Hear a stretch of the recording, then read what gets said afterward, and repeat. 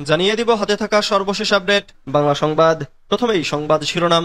60 দিনের মধ্যেই এসএসসি ও সমমানের ফল প্রকাশ বলছেন শিক্ষা উপদেষ্টা। এরপর জানিয়ে দিব দুপুরের মধ্যে 60 কিলোমিটার বেগে ঝড়ের পূর্বাভাস। এদিকে 2000 কোটি টাকা ব্যয়ে বাংলাদেশে হাসপাতাল বানাচ্ছে মার্কিন কোম্পানি।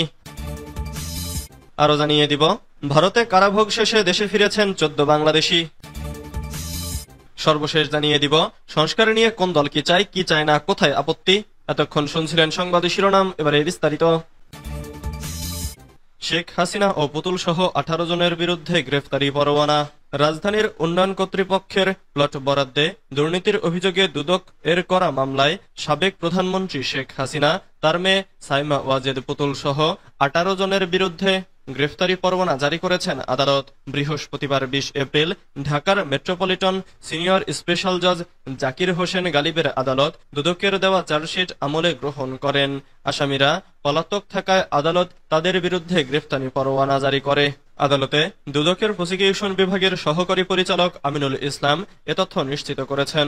দুদকের আদালতের প্রসিকিউশন বিভাগের সহকারী পরিচালক আমিনুল ইসলাম বলেন, 18 আসামির বিরুদ্ধে চার্জশিট গ্রহণ করেছেন আদালত। তারা পলাতক থাকায় আদালত আসামিদের বিরুদ্ধে গ্রেফতারি পরোয়ানা জারি করেছে।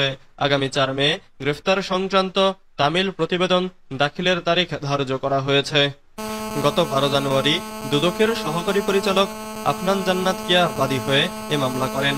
মামলার এজাহারে বলা হয়, ধানমন্ডি আবাসিক এলাকায় নিজের ও পরিবারের অন্য সদস্যদের মালিকানায় ঢাকা শহরের রাজউকের এখতিয়ারাধীন এলাকায় বাড়ি এবং ফ্ল্যাট বা আবাসন সুবিধা থাকার পরেও সেটি গোপন করে পূর্বাচল নতুন শহর আবাসন প্রকল্পে প্লট বরাদ্দ সংক্রান্ত আইন, বিধি ও নীতিমালা ও আইনানুগ পদ্ধতি লঙ্ঘন করে মা শেখ হাসিনার ক্ষমতার অপব্যবহার করেছেন সাইমা ওয়াজেদ পুতুল। সরকারের সর্বোচ্চ পদাধিকারী ও পাবলিক সার্ভেন্ট হিসেবে বহাল থাকা অবস্থায় তার উপর অর্পিত ক্ষমতার অপব্যবহার করে অপরাধজনক বিশ্বাস ভঙ্গ করে প্রকল্পের বরাদ্দ বিষয়ক দায়িত্বপ্রাপ্ত কর্মচারীদের প্রভাবিত করেছেন। ক্ষমতার অপব্যবহার করে আইনসম্মত পারিশ্রমিক না হওয়া সত্ত্বেও, আইনমতে বরাদ্দ পাওয়ার যোগ্য না হওয়া সত্ত্বেও পরস্পর যোগসাজশে নিজেরা লাভবান হয়ে ও অন্যকে লাভবান করার উদ্দেশ্যে পূর্বাচল আবাসন প্রকল্পের 27 নম্বর সেক্টরের 203 নম্বর রাস্তার 17 নম্বর প্লট সাইমা ওয়াজেদ পুতুলের নামে বরাদ্দ দিয়েছেন। দুপুরের মধ্যে 60 কিলোমিটার বেগে ঝড়ের পূর্বাভাস। দুপুরের মধ্যে রংপুর অঞ্চলের ওপর দিয়ে সর্বোচ্চ 60 কিলোমিটার বেগে ঝড় বয়ে যেতে পারে বলে পূর্বাভাস দিয়েছে আবহাওয়া অধিদপ্তর। বৃহস্পতিবার 10 এপ্রিল দুপুর 1টা পর্যন্ত দেশের অভ্যন্তরীণ নদীবন্দরগুলোর জন্য দেওয়া এক সতর্কবার্তায় এ তথ্য জানানো হয়েছে। সতর্কবার্তায় বলা হয়েছে, রংপুর অঞ্চলসমূহের ওপর দিয়ে পশ্চিম অথবা উত্তর পশ্চিম দিক থেকে ঘন্টায় 45 থেকে 60 কিলোমিটার বেগে অস্থায়ীভাবে দমকা অথবা ঝোড়ো হাওয়া সহ বৃষ্টি বা বজ্রবৃষ্টি হতে পারে। এসব এলাকার নদীবন্দরগুলোকে 1 নম্বর সতর্ক সংকেত দেখাতে বলা হয়েছে। এদিকে আবহাওয়া অধিদপ্তরের সর্বশেষ পূর্বাভাসে বলা হয়েছে, বঙ্গোপসাগর ও তৎসংলগ্ন এলাকায় একটি লঘুচাপ সৃষ্টি হয়েছে, যা সুস্পষ্ট লঘুচাপে রূপ নিয়েছে। এর ফলে দেশের বিভিন্ন জায়গায় ঝোড়ো হাওয়া সহ বৃষ্টি ও বজ্রবৃষ্টি হতে পারে। এতে বলা হয়েছে, আগামীকাল শুক্রবার 11 এপ্রিল সকাল 9টা পর্যন্ত রংপুর, রাজশাহী, ময়মনসিংহ, চট্টগ্রাম ও সিলেট বিভাগের কিছু কিছু জায়গায় এবং ঢাকা, খুলনা ও বরিশাল বিভাগের 2-1 জায়গায় অস্থায়ীভাবে দমকা হাওয়া সহ বজ্রবৃষ্টি হতে পারে। তবে এই সময়ে সারা দেশে দিন ও রাতের তাপমাত্রা কিছুটা কমতে পারে। 2000 কোটি টাকা ব্যয়ে বাংলাদেশে হাসপাতাল বানাচ্ছে মার্কিন কোম্পানি। 2000 কোটি টাকা ব্যয়ে বাংলাদেশে হাসপাতাল বানাচ্ছে মার্কিন কোম্পানি বাংলা ইউএস এলএলসি। আগামী 2026 সালের মধ্যে আন্তর্জাতিক মানের এই হাসপাতালটির নির্মাণ কাজ শেষ করার লক্ষ্য নির্ধারণ করা হয়েছে। ঢাকায় 4 দিনের বিনিয়োগ সম্মেলনে বাংলা ইউএস এলএলসি এর প্রধান নির্বাহী কর্মকর্তা ডক্টর মুমতাজুর রহমান দাউদ এই বিনিয়োগ পরিকল্পনা ঘোষণা করেছেন। সব মিলিয়ে বাংলাদেশে $2.2 বিলিয়ন যুগান্তকারী এই বিনিয়োগ পরিকল্পনার মধ্যে রয়েছে আন্তর্জাতিক মানের হাসপাতাল, নার্সিং বিশ্ববিদ্যালয় এবং শিল্প কারখানা স্থাপন। ডক্টর দাউদ জানান, এই প্রকল্পগুলো বাস্তবায়িত হলে বাংলাদেশের স্বাস্থ্যসেবা ও শিল্প খাতে নতুন মাত্রা যোগ হবে।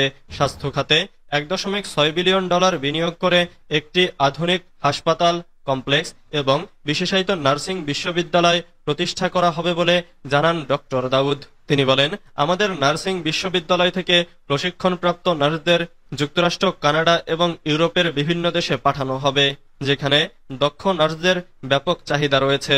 আরও উল্লেখযোগ্য বিষয় হল, ট্রাফিক জট এড়াতে রোগী পরিবহনের জন্য হেলিকপ্টার সেবা চালু করার পরিকল্পনা রয়েছে।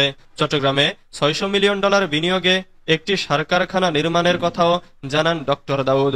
আমেরিকান বিনিয়োগকারী গ্রুপ ডিপি ওয়ার্ল্ডের সঙ্গে যৌথভাবে এই প্রকল্প বাস্তবায়ন করা হবে। ভারতে কারাভোগ শেষে দেশে ফিরেছেন 14 বাংলাদেশি। ভারতে অবৈধ অনুপ্রবেশের দায়ে আটকের পর বিভিন্ন মেয়াদে সাজাভোগের পর বাংলাদেশে ফিরেছেন 14 বাংলাদেশি। বুধবার 9 এপ্রিল বিকেল 4টার দিকে গোয়াইনঘাট উপজেলার তামাবিল ইমিগ্রেশন দিয়ে তাদের দেশে পাঠানো হয়। এ সময় ভারতীয় সীমান্তরক্ষী বাহিনী এবং বাংলাদেশের সীমান্তরক্ষী বর্ডার গার্ড বাংলাদেশের কর্মকর্তারা উপস্থিত ছিলেন। তামাবিল ইমিগ্রেশন পুলিশের ইনচার্জ SI মোহাম্মদ শামীম মিয়া জানান, ভারত থেকে ফের 14 বাংলাদেশি নাগরিক বিভিন্ন সময় সীমান্ত দিয়ে ভারতে অনুপ্রবেশের দায়ে ভারতীয় সীমান্তরক্ষী বাহিনী BSF ও ভারতীয় পুলিশের হাতে আটক হয়। মেঘালয় রাজ্যের ওয়েস্ট গারো হিলস জেলার তুরা কারাগারে এই 14 জন বাংলাদেশি কারাভোগ করেন। কারাভোগ শেষে বাংলাদেশি কর্তৃপক্ষের আবেদনের পরিপ্রেক্ষিতে ভারতীয় ইমিগ্রেশন কর্তৃপক্ষ বিজিবি BSF এর উপস্থিতিতে তাদেরকে বাংলাদেশ ইমিগ্রেশনের কাছে হস্তান্তর করে। তামাবিল ইমিগ্রেশন পুলিশ জানায়, 14 বাংলাদেশি নাগরিককে দেশে পাঠানোর পর আইনি প্রক্রিয়া শেষে তাদের আত্মীয় স্বজনদের নিকট হস্তান্তর করা হয়েছে। সংস্কার নিয়ে কোন দল কি চায় না, কোথায় কোথায় আপত্তি? রাষ্ট্র পরিচালনার মূলনীতি সহ গুরুত্বপূর্ণ বিষয়গুলোতে পরিবর্তন বা সংস্কারের প্রস্তাবে বিএনপি, এনসিপি ও জামাতে ইসলামী সহ রাজনৈতিক দলগুলোর মধ্যে বড় রকমের ভিন্নমত বা পাল্টাপাল্টি অবস্থান দেখা যাচ্ছে। যদিও অন্তর্বর্তীকালীন সরকার গঠিত জাতীয় ঐকমত্য কমিশন তাদের সংস্কারের প্রস্তাব নিয়ে ঐকমত্য তৈরির লক্ষ্যে রাজনৈতিক দলগুলোর সঙ্গে আলোচনা চালাচ্ছে, কিন্তু তাতে ভিন্নমত বা মতপার্থক্য দূর হওয়ার কোনো ইঙ্গিত এখনো পাওয়া যাচ্ছে না। অন্যদিকে জুলাই গণঅভ্যুত্থানে নেতৃত্ব দেওয়া ছাত্রদের নেতৃত্বে গঠিত দল জাতীয় নাগরিক পার্টি বা এনসিপি সংবিধান সংস্কার কমিশনের প্রস্তাবের সঙ্গে একমত। তারা আবার নতুন সংবিধান ও গণপরিষদ নির্বাচন চাইছে। বিএনপি সহ বেশিরভাগ দল থেকে একেবারে বিপরীত অবস্থান নতুন এই দলটির। প্রশ্ন হচ্ছে, মৌলিক বিষয়গুলোতে সংস্কারের প্রশ্নে রাজনৈতিক দলগুলোর ঐকমত্য প্রতিষ্ঠা করা কি আদৌ সম্ভব? জাতীয় ঐকমত্য কমিশন অবশ্য হাল ছাড়তে চায় না। এই কমিশনের সহসভাপতি অধ্যাপক আলী রিয়াজ বলেন, দলগুলোর সঙ্গে চলমান আলোচনায় তারা ভিন্নমতের কারণ জানার চেষ্টা করেছেন। একই সঙ্গে তাদের সংস্কারের প্রস্তাবের পক্ষে যুক্তি দিয়ে বোঝানোর চেষ্টা রয়েছে।